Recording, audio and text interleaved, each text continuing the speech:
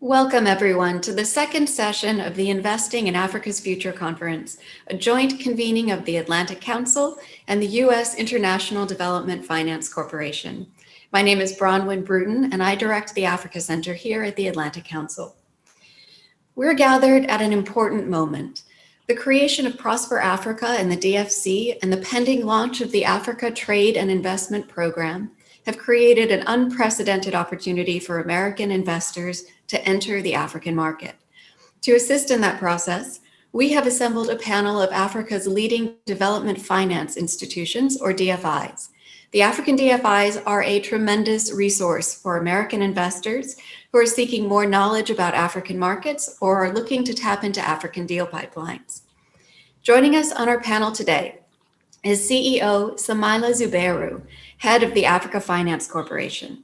AFC has just received a $250 million line of credit from the DFC, and I'm pleased to announce that AFC is also partnering with the Africa Center to create a first-of-its-kind coalition of African DFIs.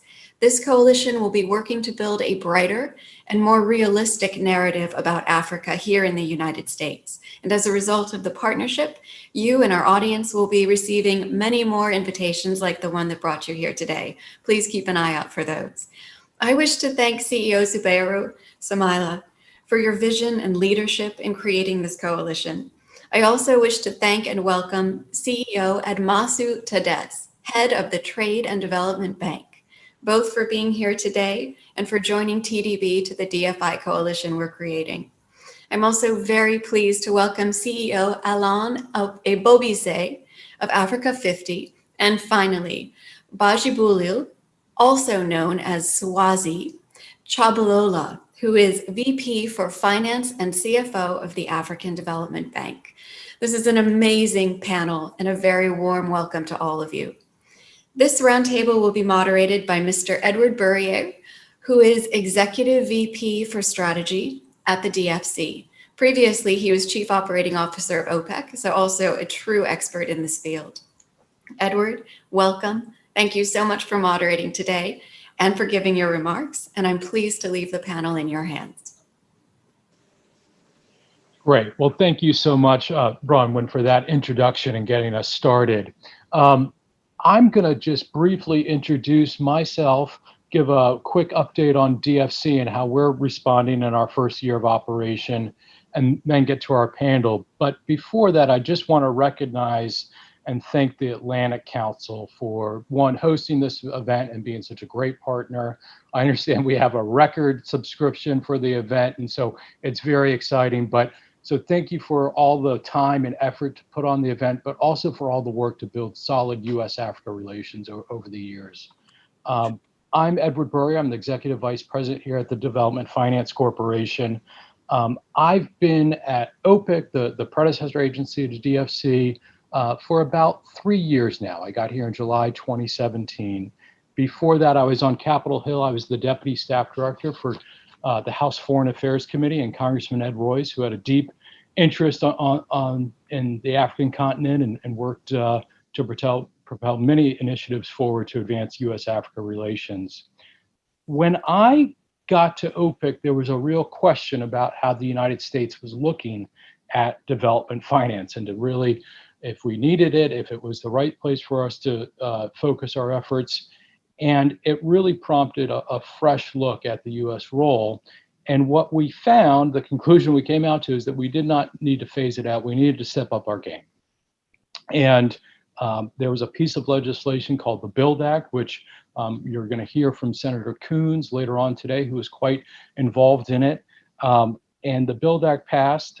It changed OPIC's name. It gave us more flexibility, a larger lending cap to $60 billion, gave us more tools like equity and technical development assistance, along with our traditional political risk and loan guarantees. So that was done. Congress recognized that we needed to step up our game across the world, but particularly on the African continent. The Congress wants us focused on the low-income, low-middle-income countries, and that's most of the continent. It also gave us more flexibility so that we can work closer with our partners, which we'll be discussing today. Of course, a few months after we opened up our doors in January 2020, we're faced with the pandemic. And of all the things that we thought could go happen when we were starting a new institution, that was not on the list. But a few quick words about how we've responded to that is one, we have a $25 billion portfolio across the world that we had from OPIC. So the first thing that we did in response to the crisis was being responsive to our clients' needs. We're invested across the world in projects that are going to have developmental impact. That's why we're invested in them. And so we've been working with our current portfolio of companies to allow extensions and other reprieves so that these projects can have the developmental impact and succeed. We set up a $4 billion rapid response facility. We worked with our board so that current clients could tap into that more easily, and we could expedite approval of additional lending and liquidity to those clients. And then we've been have to shift our strategy slightly, whereas some of the greenfield infrastructure projects have kind of slipped to the back burner a little bit. We're looking at more on lending to local financial institutions, much like in the United States, where we found that our economy is being propelled by small and medium enterprises. That's the same thing in the developing world, actually larger than that, because they are one of the biggest employers. And it's important to recognize that much of the developing world just doesn't have the tools that we in the West have to respond to some of these. So that's where these DFIs and DFC is going to become even more critical. Over the long term, we're looking at investments to expand and strengthen health resiliency, whether that's investments in water, sanitation, hygiene, other efforts. And you're going to hear a little bit later about our development strategy that just was unveiled from Andy Hershwitz, our Chief Development Officer, we've kind of identified these 6 sectors. They are not going to be the only sectors that we invest in, but it's where we've kind of identified where we think we can have the biggest impact. And then I'd lastly just note for the group, I'm really proud of the way the institution's been able to respond. We were really afraid that work would drop off going into the work from home situation and just not being able to travel and diligence projects. But in the last quarter, at our September board meeting, the previous quarter, we did $3.6 billion in approvals during that quarter. And that was everything from a $1 million equity investment in a tech platform in East Africa that's going to help deliver goods to women, to $1.5 billion to help Mozambique develop its natural gas fields. We did $250 million in a loan to Africa Finance Corporation, which we'll talk about. Working with MFIs to provide weather insurance to smallholder farmers, whereas that's one of the things that, again, we kind of take that for granted in the West as tools that our farmers have that those in the developing world don't. We're also and I think Adam talked about this a little bit in the opening session, it is important to recognize from OPIC to DFC, the differences I laid out as far as the additional tools and lending capacity, but we're also changing the way that we work. We're more forward leaning. That Africa Finance loan that we did is tier 2 capital, which is pushing us a little bit further than where we might have been in the past. I mentioned the development strategy. We are now, OPIC and DFC, we're a DC-based institution of about 350. We've rolled out our Africa investment advisors who are going to be across the continent in key regions to help us identify projects, diligence, and also work closely with your institutions. We've got closer links with our partners at USAID, a transaction we just approved with the Court Aid Foundation in the Sahel in Burkina Faso on small, medium enterprise lending. USAID is putting up $1 million of first loss capital that's going to really help propel that transaction forward. And also today we've announced that we're working closer with our partners at the U.S. Africa Development Foundation that have much more, they've got eyes and ears on the ground. They've been giving small seed capital to small businesses across the continent. We're going to work closely with them so that their seed capital, we can then give a DFC loan so that they can really scale. So, but we can't do this alone, obviously, and that's our topic today. We've worked closely to sign an MOU with the Africa Development Bank. We have our joint communique today that all of our institutions are signing, pledging our commitment to work together. So with that brief introduction, which I probably talked too long, but I want to get to our panel and hear from all of you, because you're on the continent. We'll have a lot to say, which we're interested in getting to. But I think it is, as Bronwyn indicated, we've got the leading African finance institutions here at the table, and an impressive group, an impressive amount of capital to deploy. But maybe I'll just go around to ask each one of you briefly is, all of you are a little bit different. All of you have a little bit different structures, different geographies, different sectors you're focused on, different strategies. What do you consider kind of your forte, your unique characteristic that you're bringing to the table that's either responding to the immediate on the pandemic or over the long haul? And maybe we'll start with Simile and the Africa Finance Corporation.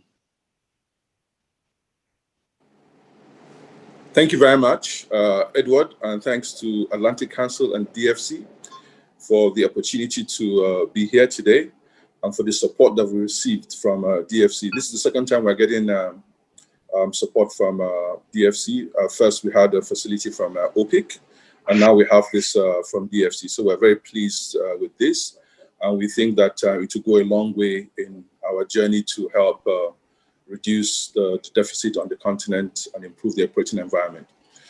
So a little about AFC and what we're doing that is unique. So the Africa Finance Corporation was established by a treaty of African states to create a multilateral financial institution that will focus on providing solutions to Africa's growing infrastructure deficit and challenging operating environment by developing and financing infrastructure, natural resource, and industrial assets that enhance productivity and economic growth of African states. Our main focus is on energy, transport and logistics, natural resources, heavy industries, and telecoms. Since our creation in 2007, we have deployed about $8 billion across 30 African states, principally in the areas that I discussed. What we do mainly is to de-risk opportunities, because while Africa has a huge investment need, we know that the investment need is about $170 billion. And we've been able to invest close to $100 billion on the continent. We still have a gap of about $70 billion. So while we have this huge investment pipeline, there aren't enough bankable projects. So our main raising debt is to transform opportunities and ideas into bankable projects by first deploying our capital and then distributing it to other financial institutions for them to invest in, mainly to see how we could attract private sector capital into infrastructure on the continent. So I'll just give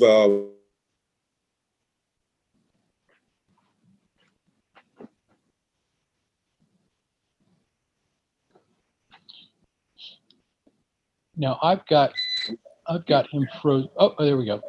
Yeah. So what we do is to start with an idea. So for example, if you look at the Djibouti wind farm, we had a conversation with the government of Djibouti on how to replace energy from an aging diesel plant and import of energy from Ethiopia.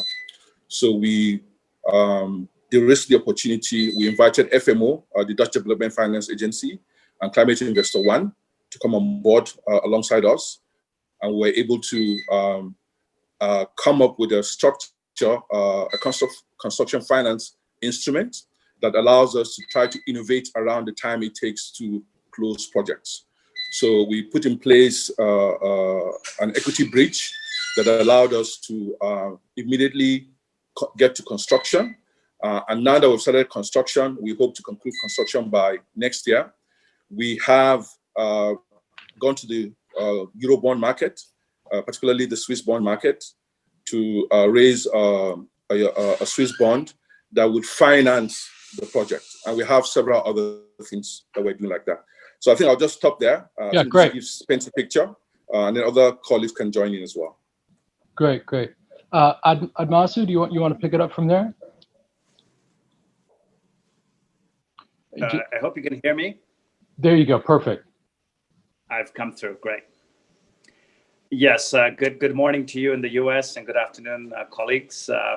TDB is in many ways similar to the African Finance Corporation, as you've heard from Samaila. But we do have a few distinctive features that make us, I think, a little bit interesting, because we do provide a spectrum of products and services that enables us to provide solutions to clients that goes from the very short end of things. For instance, a financial bond or a 90-day letter of credit, trade financing. It could be an export credit arrangement going all the way to longer-term infrastructure financing. And so we of course don't cover the whole continent like AFC and the African Development Bank. We focus on half the continent, Eastern and Southern Africa, from Egypt all the way down to Mozambique and Swaziland, which is today Eswatini. So we actually have a very interesting breadth in terms of scope, both sector-wise, product-wise, and that allows us to have a certain amount of agility to be able to provide solutions to clients so that they can find a lot of what they need under one roof. Of course, partnerships is very strong in what makes us interesting to clients. We tend to work very closely with our sister DFIs. The African Development Bank is a very long-standing strategic partner and a shareholder of TDB. We also work very closely with the African Finance Corporation and many, many others, both on the development finance side, but also the commercial banking side. We're listed in the Bloomberg tables as being one of the lead arrangers of syndicated loans for infrastructure financing of sovereigns, because we've managed to build very dynamic syndicates around financing of sovereign needs. Of course, it's on commercial terms. So, of course, it doesn't have the concessionality that is, of course, also very important. But sometimes sovereigns need, rather quick solutions to plug gaps in order for them to invest in infrastructure. So, yeah, I think for us, having an impact footprint that covers many different sectors, but is also very flexible enough to provide the different kinds of products and services that are required. We've had a great growth run, if I may be a little bit bold and say over the past just under a decade, we've grown eightfold, and we today have an excellent proposition to shareholders. We have pension funds, we have insurance companies as shareholders of TDB alongside sovereigns. And so when we talk about a triple bottom line, we pay dividends. We've been paying dividends regularly to our shareholders. So we really attract and crowd in the private sector, even into our own balance sheet, in addition to the transactions that we do. So that makes us a very interesting vehicle to attract institutional money into Africa, into an investment grade platform that actually provides that blended return that people need, financial returns, but of course the impact as well. Sure. No, that's great. Alan, you want to take it from there? Yeah, sure, Edward. Well, thanks so much for inviting Africa 50 to participate in this important forum. We've been cooperating with the Atlantic Council for some time, and we are eager to deepen the relationship with DFC. Of course, we already have a relationship with DFC, but we want to do more. I'm confident that we will do so. We are the newest development financial institution on the ground in Africa. So allow me to say a few words about us. I think there are quite a few similarities with AFC and TDB, and indeed the African Development Bank, which is a sister company sponsor. But we were created also to try to help solve the infrastructure gap in Africa, and with some focus areas. Of course, sector-wise, we cover about the same sectors as AFC, TDB, and the AFDB, energy being one of the biggest ones. We have today 28 African governments as shareholders of Africa 50. The African Development Bank is one of our strong shareholders, the sponsor of Africa 50 indeed. The president of the African Development Bank is the chairman of our board of directors. And we have about $870 million of committed capital from our shareholders. But the most important thing that our shareholders are giving us is the mandate to operate commercially. Because indeed, the money is limited, but we need to catalyze the funds that they've given us in a way that brings additional capital in the market.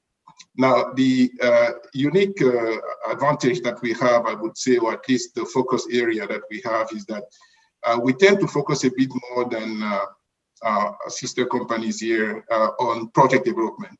The early stage project preparation or project development that is required to develop a bankable pipeline of projects, which will be available for other investors to come in and invest. This is quite important, and frankly, it's quite difficult proposition. It's risky stuff, but somebody has to do it. I think many of the institutions here are kind of doing it from time to time, but this is a strong focus area for Africa 50. And we decided that at this point, instead of doing a lot of things, which our mandate allows us to do, we will focus on equity, quasi-equity, project development support to try to close that gap, which is so important in the market.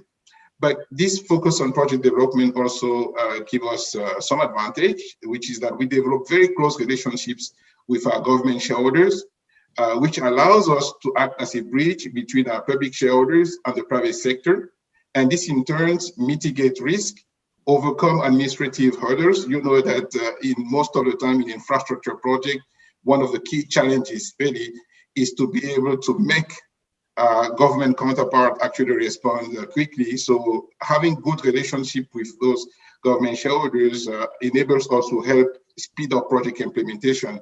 And I think speed is just the essence, especially when we have to respond to the pandemic. So many of our partners, whether they're government, developers, investors, or lenders, have also told us that they appreciate the fact that we provide a one-stop shop from the early stages project development, that we can deploy capital in those phases through the entire project life cycle. And we can also, of course, finance projects which have passed the commercial operation. So we are quite advanced in terms of everything that we can do. Now, one thing that I wanted to say, and I think maybe we'll have the opportunity to discuss a bit more on that. And Samaila mentioned that there's huge investment need for infrastructure in Africa, and the gap is huge. So no institution will be able to bridge that gap alone. Even a sponsor company, the African Development Bank with a big balance sheet, or anybody, we can't do it alone. So we need to collaborate. It's quite important, and that's why I welcome this exercise. We also have this communique that we, under the leadership of DFC, was put together to show that we want. Let me give one figure that really is quite telling. According to the Infrastructure Consortium on Africa, about $100 billion of investment in infrastructure was made in Africa in 2018. Only 12 billion, about 11.9 billion, came from the private sector. This is not possible. We need to increase this amount substantially because the private sector can do much more. And in order for that to happen, a number of things needs to be done. Now, of course, government have to continue to improve the enabling environment, but we need to do the project development work. There needs to be more resources allocated to that segment of the market.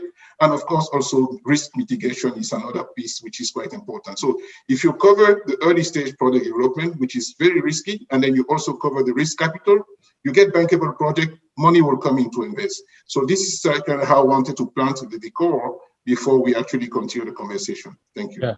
No, that's a great setup to come back to, and that's a telling statistic. I'm going to use that. Swazi, do you want to pick it up from there?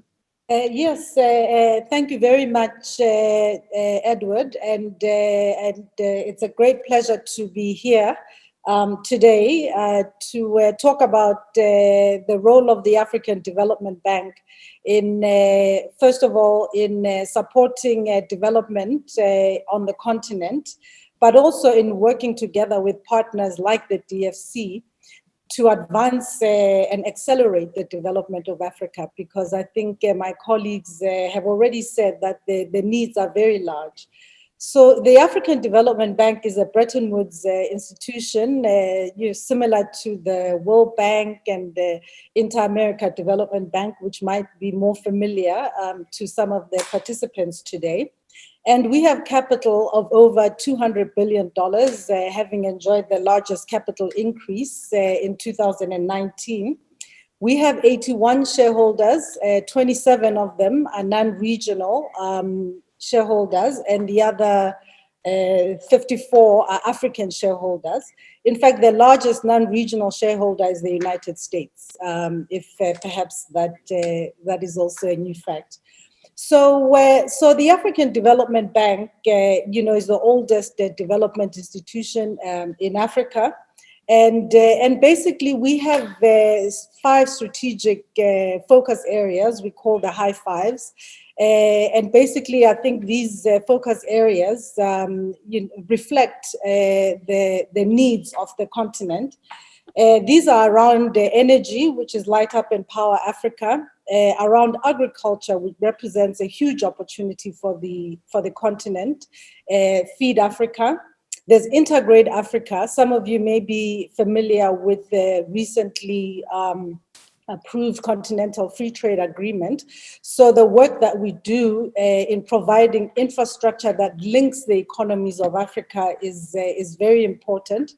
Industrialize Africa, I think, speaks directly to our work in the private sector, and then improve the quality of life for the people of Africa. And I think with the recent pandemic, that's also becoming an area of focus. It's not only with regards to health infrastructure, but also water and sanitation, which are obviously prerequisites, for any advancement in health. Our operations are split between providing non-concessional funding through our non-concessional window, similar to what the World Bank has with IDA. And of course, we have the bank window. And we are a AAA rated institution, which we work very, very hard to protect, because it's what allows us to go to international capital markets and leverage the funds that we get from shareholders, which are a combination of paid in and callable capital, to then raise funding at very, very competitive rates, which allows us to then in turn crowd in funding from other partners and from the private sector to support investment in infrastructure in Africa. So we obviously signed an agreement, a memorandum of agreement with DFC at around the same time, in fact, in Washington, DC. And we look forward to working with them. And I'm aware that we're working on 2 energy projects already in Senegal and Madagascar. And we see that as the beginning. Our private sector are talking to you about ICT. They're talking to you about healthcare. Sure. So we're really, really looking forward to stronger engagement, a stronger partnership, and what more we can do to attract the private sector into Africa. The Africa Investment Forum, which was launched 2 years ago, which unfortunately will not take place this year because of the pandemic, but we hope to get back on the saddle next year.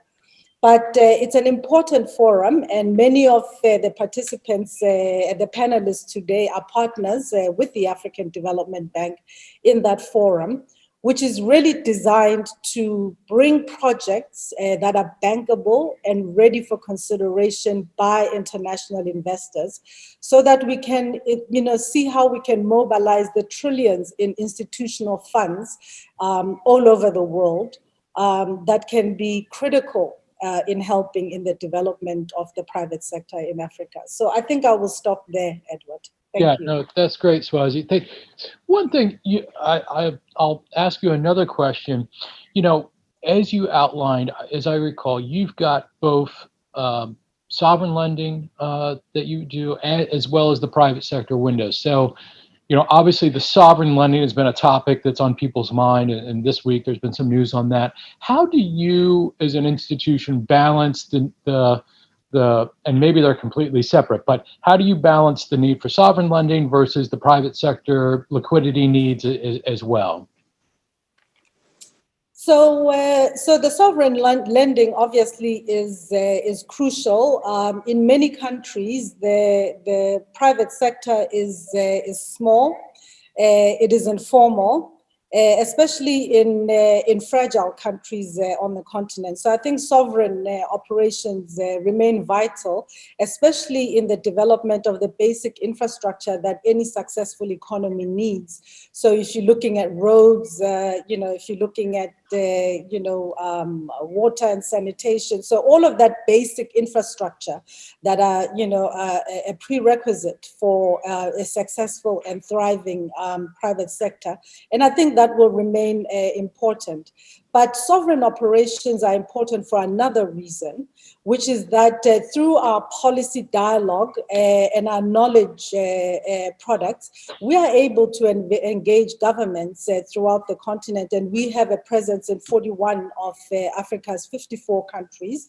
So we really have, I think, a unique position to really convene, governments around the importance of creating the right conditions for private sector investment. Because for me, it is as crucial, and for the bank, is as crucial as the basic infrastructure investment that is required. So in recent years, and probably the last 15 years, we've really focused on increasing, dialogue around improving conditions for engagement with the private sector. But we've also increased our investment in the private sector directly. Initially, our focus was on supporting financial institutions, so banks, in countries that have relationships, obviously, with private sector.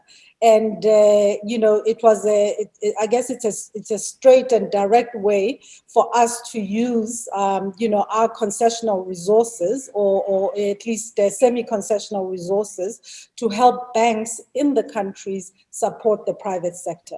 So it's an important growing business for us, making up around 40% now of our operations. So we see these two pillars of sovereign operations and private sector as being extremely important for the development of the continent. Great. That's really helpful. And then maybe if I could go back to Samaila and Alan, you are both focused on infrastructure, and you both mentioned project development as being key.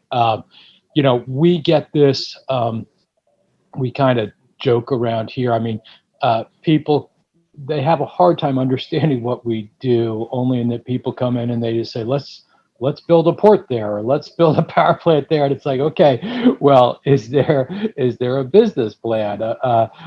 Is there what groundwork has been laid? And people have a hard time often wrapping their head around just how much work has to be done to prepare these projects to get them ready for investment. So Samaila and Alan, maybe you could talk a little bit more about how you see that, and can we make sure that even during the pandemic that we can still continue with this project preparation, so that when we're getting back to normal, we can get these projects off the ground? Yes, thank you for that very important question. So for us, we know that there will be no projects if there's no project development. And we know that you will not be able to deploy capital if you do not take the time and the effort to do that, which is why we've structured ourselves in a way that we can do that. So the first thing that we have in our constitution is that we have what we call the preferred creditor status, which is we have immunities and privileges in most of the African states in which we operate. So by becoming a member of AFC, you give us immunities and privileges, which is some kind of license to operate in a de-risked environment. And then we have staffed our institution with the composition of skills that are required to be able to transform an idea or opportunity to a bankable project.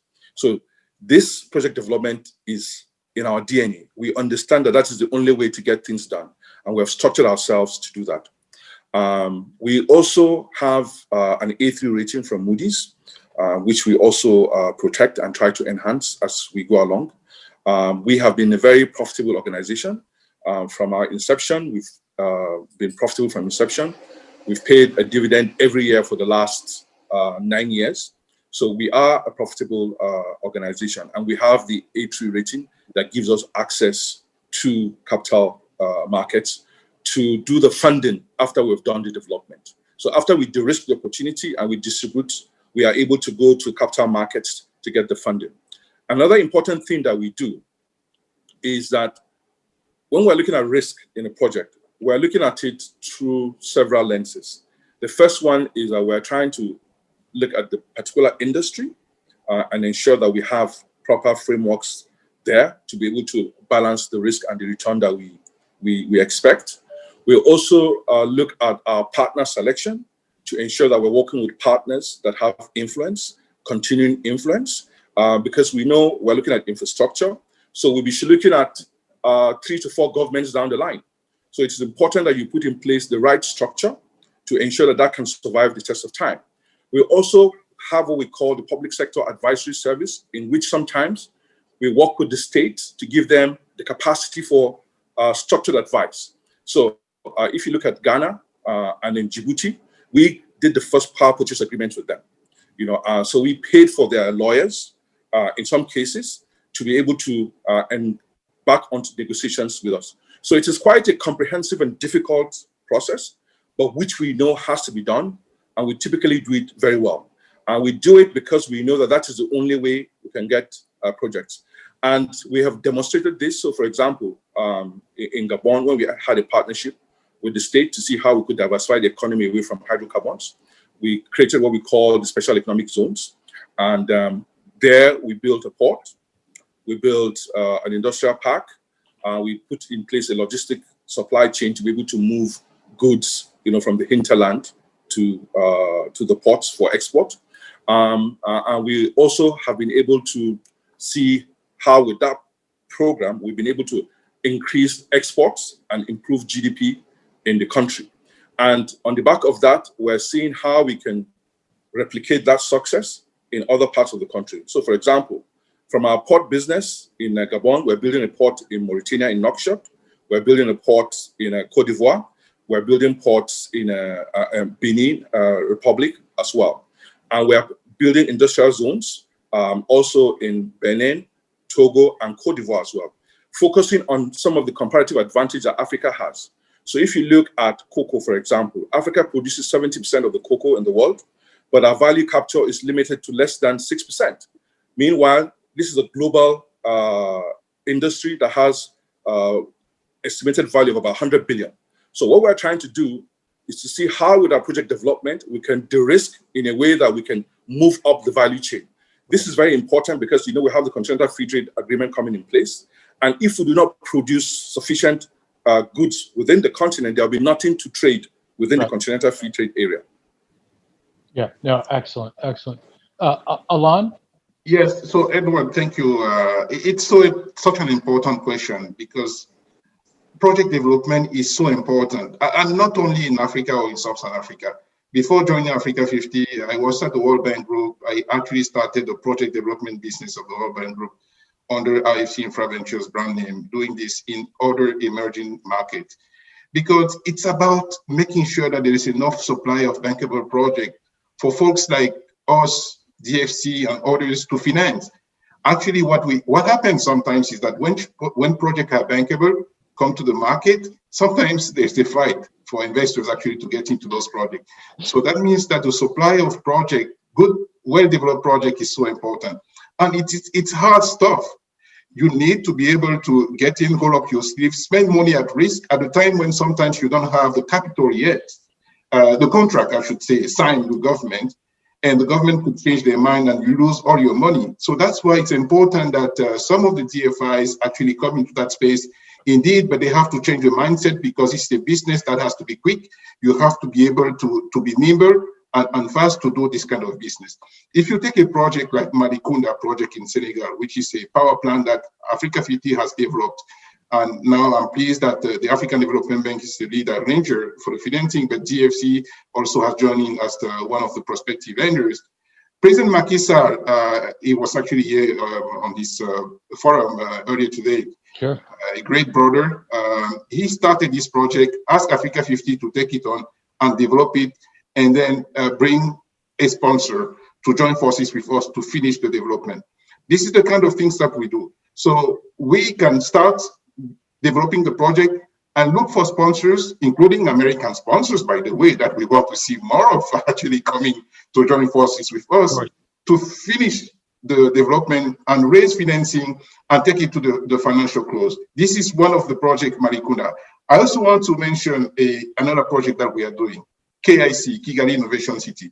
Fantastic project that Africa 50 was selected as the lead developer together with Rwanda Development Board under the great leadership of Excellency President Kagame to implement this technology hub that will change the narrative, or at least help change the narrative of Africa as a place that only consumes technology, as one that also produces technology. So we're going to have universities, startups, a lot of companies actually doing this kind of work in the Kigali Innovation City. Again, Africa 50 has been selected as developer, and we're actually looking for partners, strategic partners that can join us in the development phase. And we will be in the market to raise debt, and I'm sure DFC will hear from us.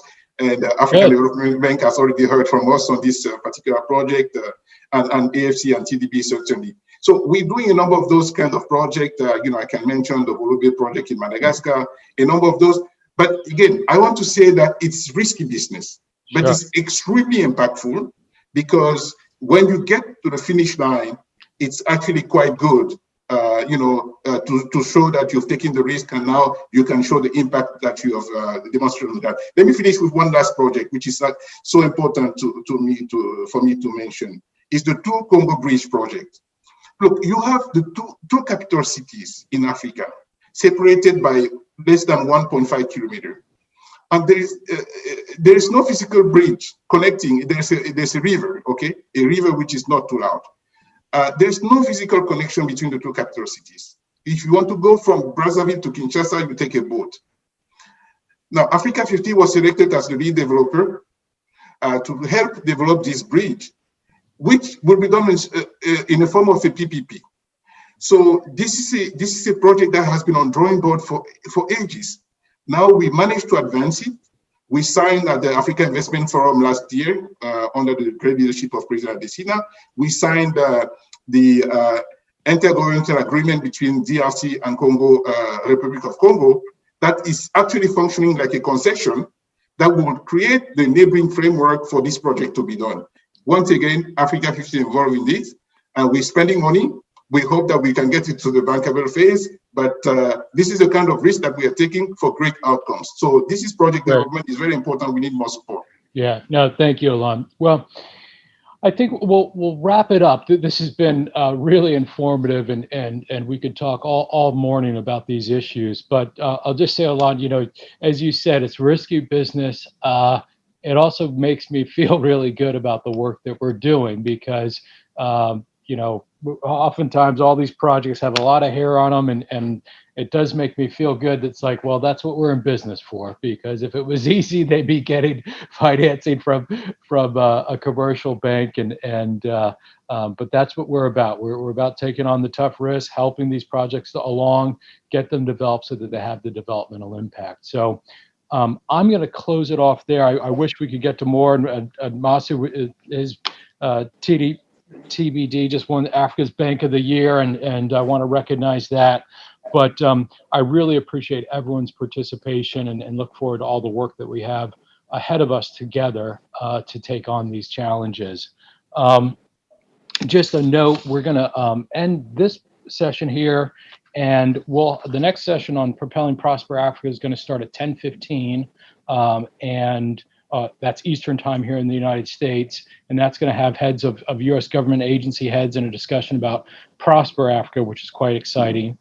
If you're on the event page, there should be a button below to proceed to the next panel. On YouTube, there'll be a link that will come up for the next session that can be found. So again, thank you for everyone's participation, and I really appreciate the Atlantic Council for all the work in putting this together, and look forward to all of our work together in the future.